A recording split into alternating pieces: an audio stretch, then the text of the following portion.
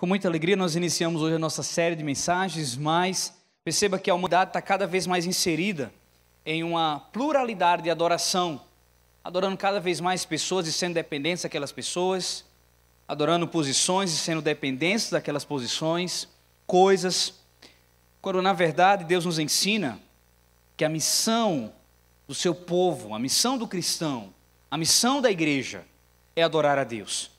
E essa adoração tem que nos conduzir a um quebrantamento sincero, real, e um coração quebrantado é um coração sensível a compreender que Deus está no controle de todas as coisas, mas é uma adoração também marcada por um entendimento de quem é o Deus adorado, que na verdade é o Deus criador de todas as coisas. Nós vemos que a partir do momento em que começamos a adorar ao Senhor, começamos a ter uma vida de adoração, mais adoração gera mais vida.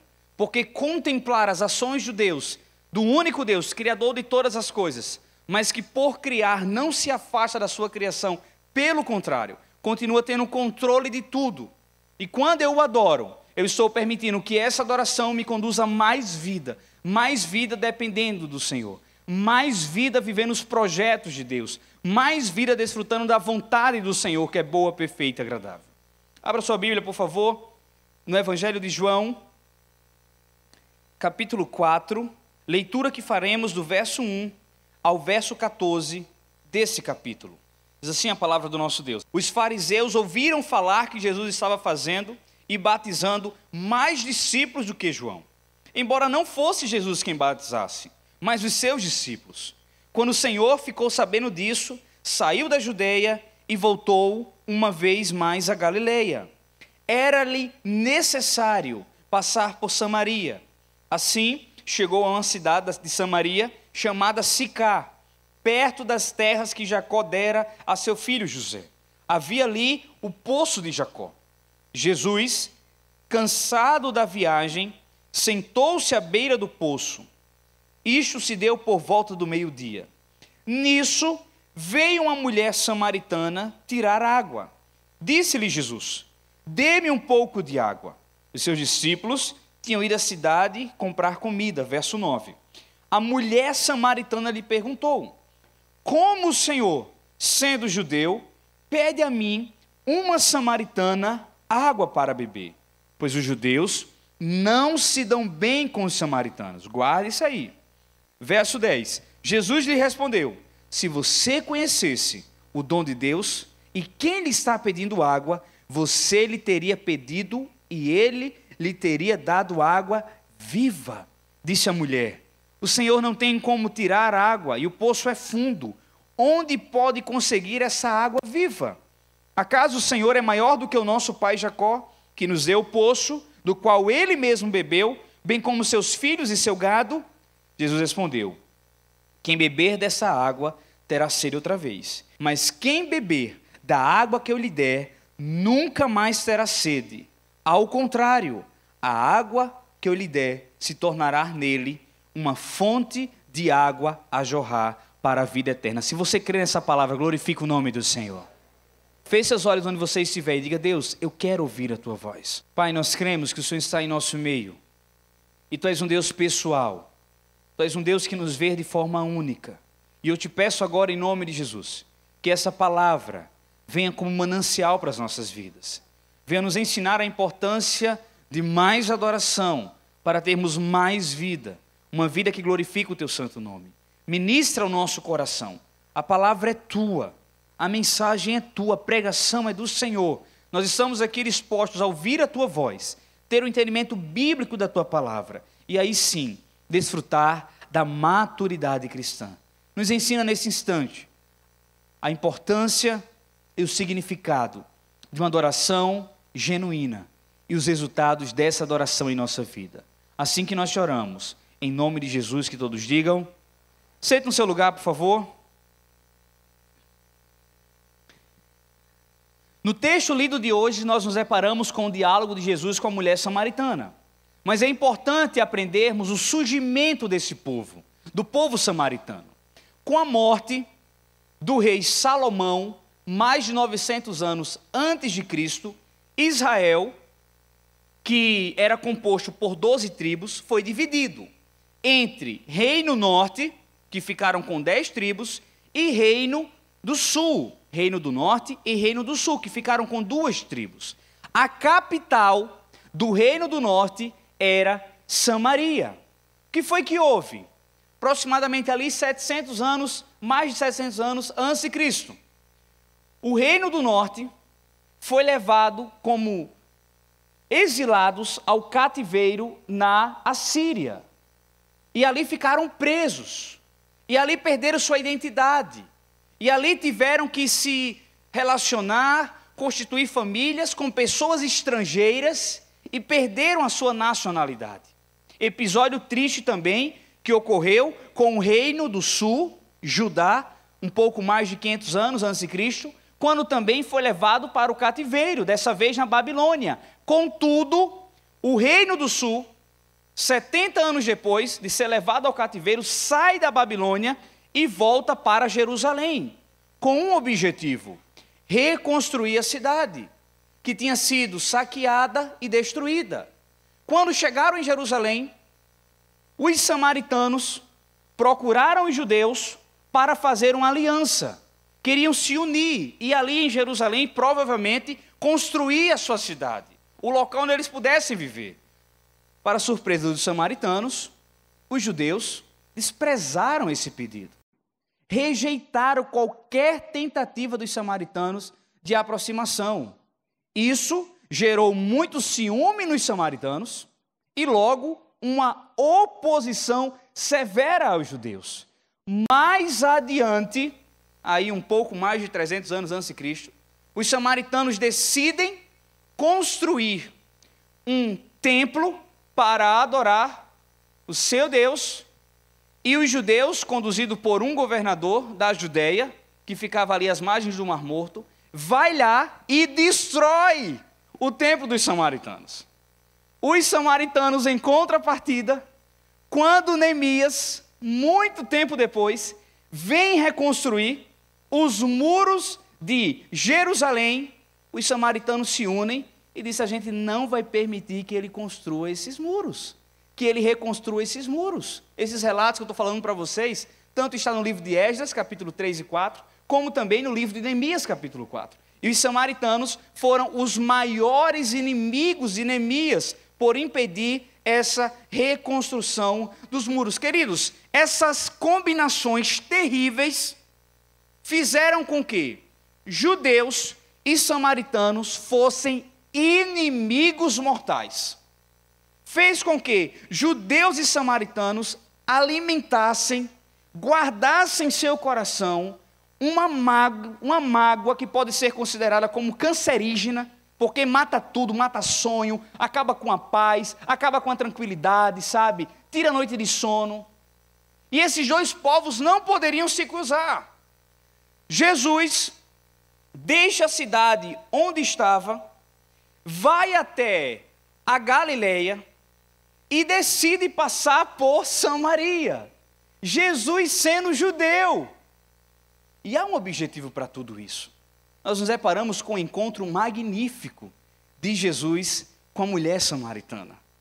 E se nós contemplamos aqui, como iremos detalhar a partir de agora, que Jesus quebra barreiras culturais, que Jesus quebra barreiras de preconceito, que Jesus quebra barreiras entre os mais fortes e os mais fracos, e começa a mostrar que de fato ele veio para os doentes, ele veio para os enfermos. Isso só faz engrandecer o nosso Messias e nos leva à compreensão que nós dependemos dele. Amém, queridos? Primeira lição prática do texto, volta para o texto comigo novamente. Quando fala no verso 1, os fariseus ouviram falar que Jesus estava fazendo e batizando mais discípulos do que João, nem batismo Jesus fazia. Embora não fosse Jesus quem batizasse, mas os seus discípulos. Quando o Senhor ficou sabendo disso, saiu da Judeia e voltou mais uma vez para a Galileia. E era-lhe necessário passar por Samaria. Primeira lição que eu quero que você guarde no coração, para entendermos que com mais adoração, entendendo quem é o Deus que nós adoramos, nós teremos mais vida. Primeira lição é: Jesus usa, repita comigo, estratégias perfeitas. Vocês. Mais uma vez, Jesus usa estratégias perfeitas. Vamos lá? Para alcançar o nosso coração. Isso é maravilhoso. Quando eu entendo que, mesmo meu coração, muitas vezes, estando ansioso, estando pessimista, estando depressivo, estando desacreditado de tudo, ele está no cenário maravilhoso para ser tocado e transformado por Jesus. Eu posso ouvir um amém? Porque Jesus usa estratégias perfeitas. E nós vemos na figura de Jesus que Jesus ele foge de uma discussão, de um conflito desnecessário, que quem estava levantando não era ele, que quem estava levantando não eram os seus discípulos, mas eram os judeus. Por quê? Os judeus levantaram as credenciais de João Batista e viram que João Batista batizava muito, porque a sua vida era sair pregando e batizando. Jesus já conduziu os seus apóstolos a batizarem. Jesus pregava, mas os seus apóstolos batizavam. Mas Jesus sabia que aquilo ia ser uma perda de tempo. Ia ser perder tempo, e como Jesus estava otimizando o seu tempo para cumprir toda a agenda do céu, ele diz: eu tenho algo que fazer. Eu não vou estar perdendo meu tempo aqui não. Eu vou atrás de corações aflitos. Eu vou atrás de corações que estão gritando por socorro. Eu vou atrás de corações que precisam do meu toque. Eu vou atrás de corações que estejam dispostos a ouvir a minha mensagem. E indo em direção a Galileia, Jesus tinha que passar por Samaria. Mas Jesus tinha 3 caminhos para passar por Samaria. Existia um caminho mais curto, mais rápido, que ninguém pegava esse caminho, que judeu nenhum pegava esse caminho, porque esse caminho passava pela cidade que está aqui, de Sicar. Sabe o que significa Sicar? Cidade dos bêbados.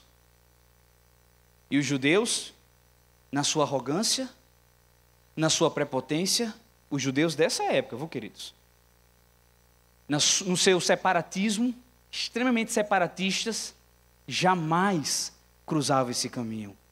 Qual foi o caminho que Jesus escolheu? Esse caminho. Jesus disse: eu vou por esse caminho. Porque Jesus sabia que existia uma mulher que estava precisando, como fala o verso 4, era-lhe necessário passar por Samaria. Jesus precisava encontrar com aquela mulher samaritana. E é interessante que no verso 3, no capítulo 3, na verdade, do Evangelho de João, nós vemos um diálogo de Jesus com Nicodemos. E foi um diálogo muito relevante, foi um diálogo onde eles levaram, mais alto nível de argumentação, de entendimento. Foi um diálogo filosófico, foi um diálogo antropológico, porque envolveu questões da vida, como também uma pessoa em avançada idade tem que nascer novamente, e esse nascimento não ser físico, não ser espiritual, mas ser natural, por isso que ele é sobrenatural. Mas depois desse episódio, Jesus tem mais um diálogo, dessa vez com a mulher samaritana. E há um contraste muito grande entre Nicodemos e a mulher samaritana. Eu vou ler para vocês. Quem era Nicodemos? Era homem, judeu, fariseu, defensor da lei, mestre e membro do Sinédrio. Sentava em uma cadeira de ministro, talvez, que poucas pessoas sentassem. Sentava em uma cadeira de um conselho que poucas pessoas sentavam. Tinha que ter um know-how muito grande. Tinha que ter um currículo muito específico para sentar nesse lugar. E quem era aquela mulher que também Jesus foi conversar? A mulher samaritana. Ela era mulher samaritana, inculta, adúltera, vivendo uma vida moral. Contudo, ambos precisavam de Jesus e foram alvo do amor do Mestre. Queridos, o Evangelho é lindo. O Evangelho nos apresenta um Jesus que nos ama, nos apresenta um Jesus que tem uma estratégia certa. E na realidade em que estamos vivendo hoje, eu preciso entender, eu estou no momento certo. O momento é agora, para entregar toda a administração da minha vida nas mãos de Deus.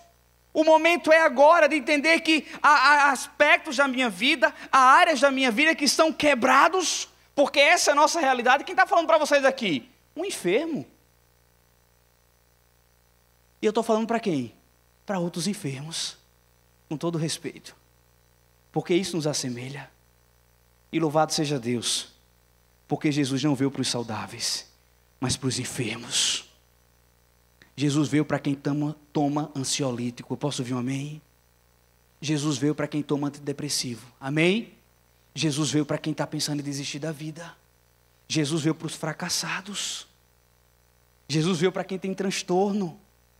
Jesus veio para quem tem um passado terrível, para quem já foi marcado, para quem já foi tocado. E por que Ele veio? Porque Ele tem uma estratégia certa para mudar a nossa vida, a nossa história. E isso fica claro aqui através da mulher samaritana. Segunda lição, Jesus nos faz acreditar que apenas Ele tem algo a mais. Repita, Ele tem algo a mais. Vamos lá? Ele tem algo a mais.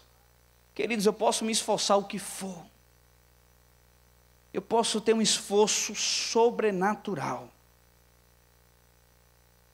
para fazer de você um destinatário das minhas habilidades. Mas eu vou ter um limite. E quando eu chegar nesse limite, você vai esperar mais de mim e você não vai ter. Você vai se decepcionar. Com Jesus, há uma matemática exata. Há uma equação inquestionável. Ele é uma fonte inesgotável de amor. Ele sabe nos surpreender. Jesus despertou a simpatia daquela mulher. Olha aqui o que William Hendricks fala no comentário sobre esse texto. Se alguém deseja penetrar no coração de outra pessoa, ter simpatia com aquela outra pessoa, pode usar 2 métodos. Primeiro, fazer-lhe um favor ou pedir-lhe um favor. Com frequência, nós utilizamos a segunda opção. Nós pedimos um favor. Jesus, no entanto, combinou as duas no diálogo que teve com a mulher samaritana. Por que Jesus fez isso? Porque Jesus sabia que existia todo um cenário complexo, cultural, existia todo um cenário complexo, preconceituoso, existia todo um cenário complexo de partidarismo, de divisão, de guerra, de separatismo, e Jesus decidiu, com muita sabedoria, o quê? Mostrar que apenas Ele tem algo a mais para nos oferecer. Jesus nos aceita como somos, mas por tanto nos amar, não nos deixa como estamos. Aquela mulher precisava vir daquele jeito. Jesus sabia como ela estava. Jesus conhecia a sua vida. Jesus sabia da sua prática pecaminosa, dos seus atos de prostituição, dos erros cometidos. E Jesus a aceitou como ela estava. Mas por tanto amar, não a deixou daquela maneira. Ofereceu para ela algo diferente. E esse é o mesmo Jesus hoje. É o Jesus que recebe de braços abertos quem? Ex-alcoólatras, ex-adúlteros, ex-sonegadores, ex-mentirosos, ex-violentos, que não estão satisfeitos como estão, mas que querem desfrutar do perdão do Pai. Um dia eu estive assim. E os prefixos que eu carreguei, eu deixei para trás. Porque quem ama Jesus, quem entende a mensagem da cruz, quem crê no domingo de Páscoa, no domingo da ressurreição, entende que assim como há na história, tem que existir na minha vida a C e DC, antes e depois de Cristo. Quando foi esse dia na tua história? Pode ser hoje. Na minha vida, teve que ter um momento onde eu disse, eu vou pegar esses prefixos, eu vou jogar fora e eu vou receber a nova vida que Deus tem para mim. Jesus é o único merecedor da adoração e o único capaz de nos dar vida. E foi o próprio Jesus que falou em João 10:10, o ladrão vem apenas para roubar, matar e destruir. Eu vim para que tenham vida, quem sabe, completa comigo, e tenham em abundância. Aplauda o nome do Senhor, porque Ele tem vida em abundância, para mim e para você. Mas como não bastasse tudo isso, Jesus ter despertado a simpatia daquela mulher, Jesus ter se aproximado daquela mulher, Jesus tem mostrado que ele tem estratégias perfeitas para aquela mulher. Nós vemos aqui uma terceira lição, que Jesus é o supremo dom de Deus para a humanidade. O que significa, meus amados irmãos? Jesus é o melhor de Deus para mim e para você. Há pessoas que têm Jesus em nosso meio. Nós temos o melhor de Deus dentro de nós. Jesus é o melhor de Deus. Existia um muro de separação, quase que intransponível, entre samaritanos e judeus. O que Jesus faz? Quebra esse muro. Existe também, ou existia na minha vida pelo menos, um muro terrível que eu não posso quebrar entre eu e Deus, chamado pecado. Quem foi que quebrou esse muro? Jesus.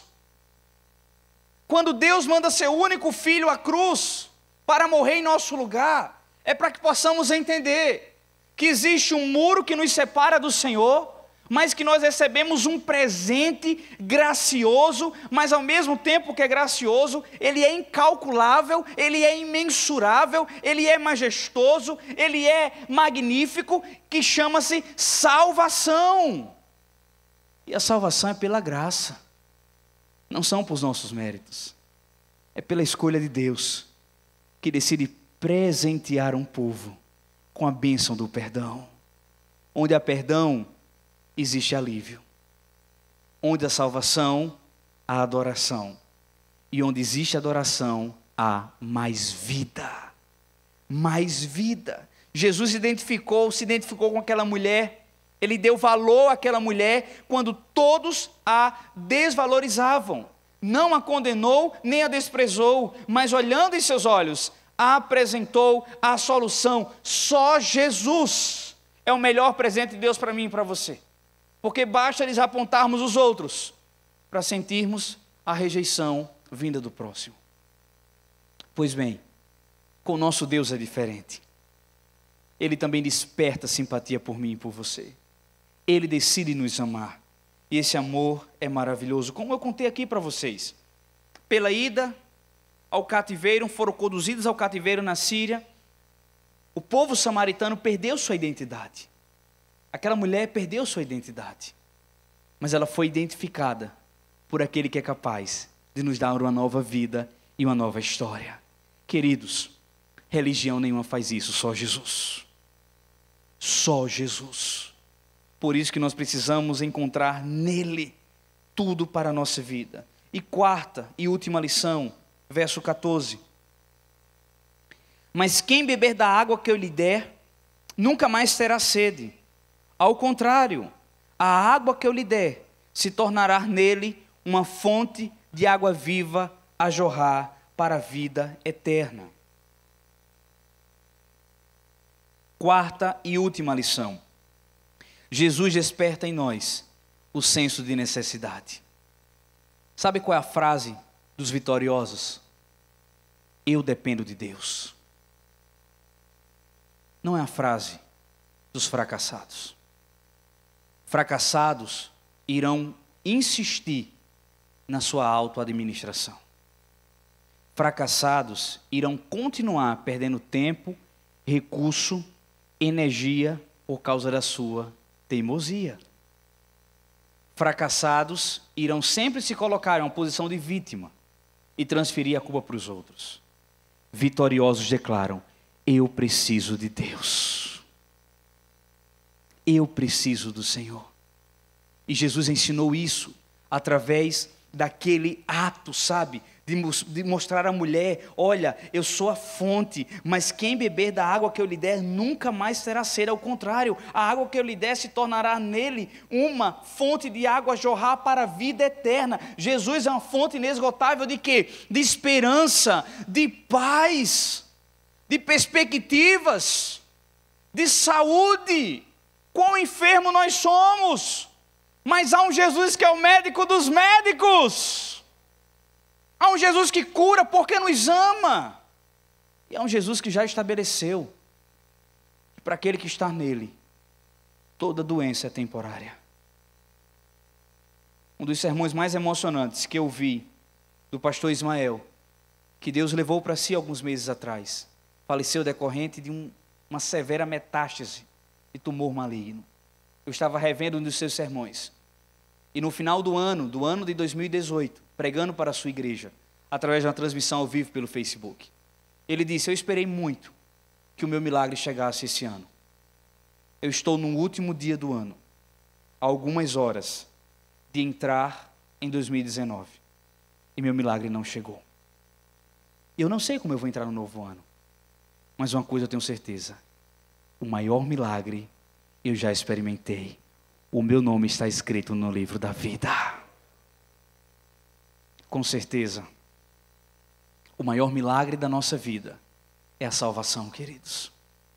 Porque essa salvação nos conduz a uma vida, e uma vida eterna nos céus. E nós precisamos entender: eu necessito de Deus.